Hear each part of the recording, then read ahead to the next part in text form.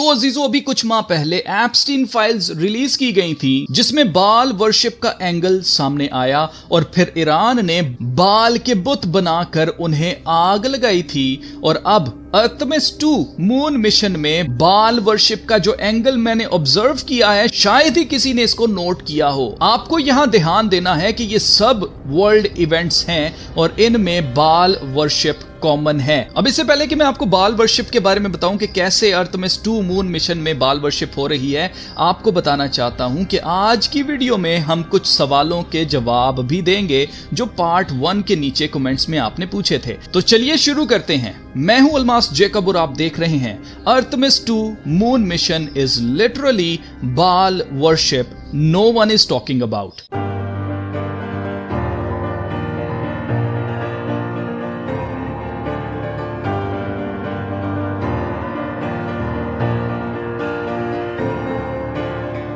तो आपको ध्यान से इस क्लिप को देखना है जो मैं अभी आपको दिखाने वाला हूं। यहां एस्ट्रोनॉट्स को नासा के मुलाजमीन शटल में बिठाने के लिए तैयार कर रहे हैं। ये नासा के यूट्यूब चैनल पर लाइव स्ट्रीम किया गया था। आप अभी भी इस लाइव स्ट्रीम को जाकर देख सकते हैं। आप यहां इस शख्स के हाथ पर देखें क्या बना हुआ है। आप जरा ये क्लिप देखें। I think, in talking through some of his other accomplishments, obviously he has leadership qualities that makes him prepared for commander of Artemis 2. Yes, he does. He's a well-experienced naval officer and now NASA astronaut.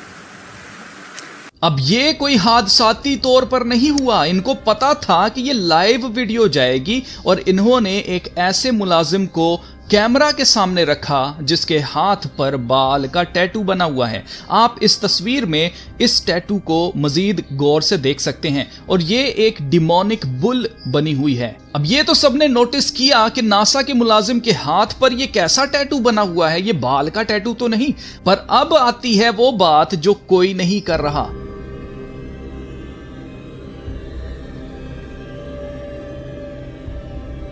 Artemis 2 moon mission किस तारीख पर launch किया गया था? जी हां, 1 अप्रैल को। अप्रैल का महीना केनानी देवता बाल की प्रस्तिश के साथ बहुत ज्यादा क्लोजली कनेक्टेड है, क्योंकि बाल बारिश, पैदावार और खेतीबाड़ी का देवता माना जाता था।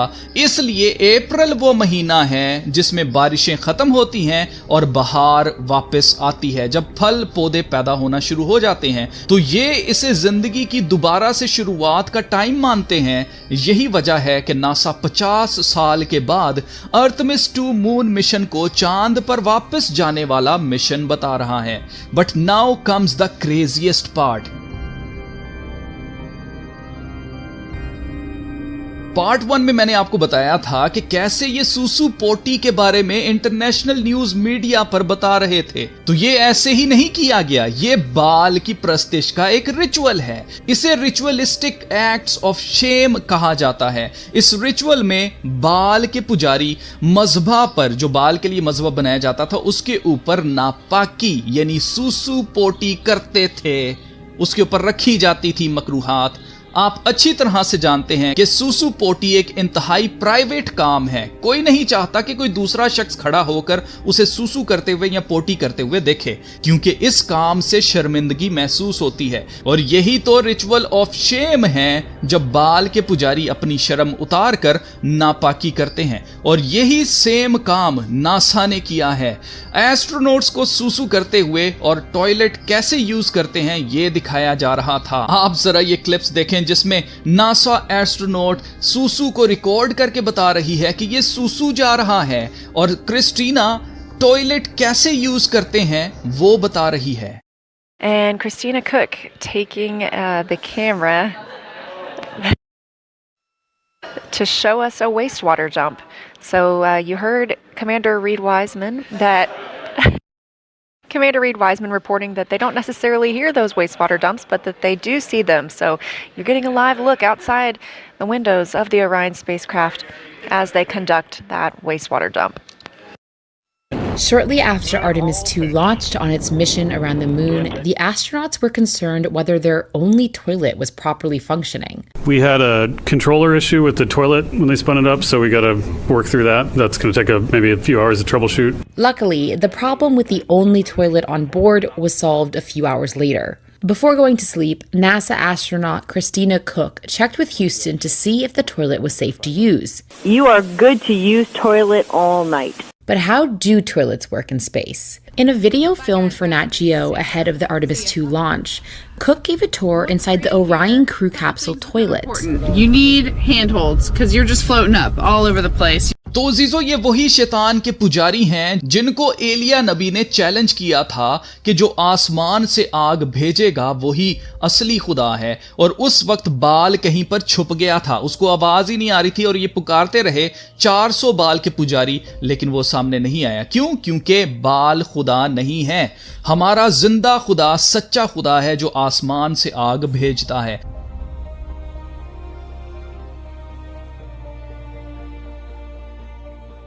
अब हर क्लास के अंदर कुछ एक्स्ट्रा ही ज़हीन किस्म के लोग होते हैं जो समझते हैं कि उन्हें उस्ताद से ज्यादा पता है। अब ऐसे ही कुछ कमेंट्स हमारे कुछ एक्स्ट्रा ज़हीन दोस्तों ने भी किए हैं।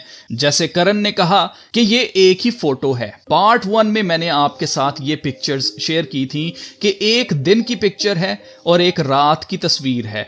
तो करण ने कहा कि साइंटिस्ट्स ने एक ही फोटो 2 डिफरेंट कैमरा सेंसर्स का इस्तेमाल करके एक ही मूवमेंट पर पिक्चर क्लिक की। ऐसे ही एहसन खान ने कहा, let me tell you something, the picture you mentioned was the single picture, और एक एडिट की गई है। अब क्या कहें, उस्ताद उस्ताद ही होता है। वो जानता है कि कुछ स्टूडेंट्स सिर्फ आपसे नॉलेज छीनने के लिए आते हैं, सीखने के लिए नहीं आते। तो इसका जवाब आपने खुद ही दे दिया है कि नासा फ्रॉड कर रहा है और पिक्चर्स को एडिट करके दिन की और रात की एक बता रहा है, क्योंकि nasa.gov वेबसाइट पर इन 2 तस्वीरों की डिटेल लिखी हुई है। एक का नाम हेलो वर्ल्ड है और दूसरी का नाम dark side of the earth है। हेलो वर्ल्ड वाली तस्वीर 2 अप्रैल को ली गई थी, जबकि डार्क साइड ऑफ द अर्थ वाली तस्वीर अगले दिन यानी कि 3 अप्रैल को ली गई थी।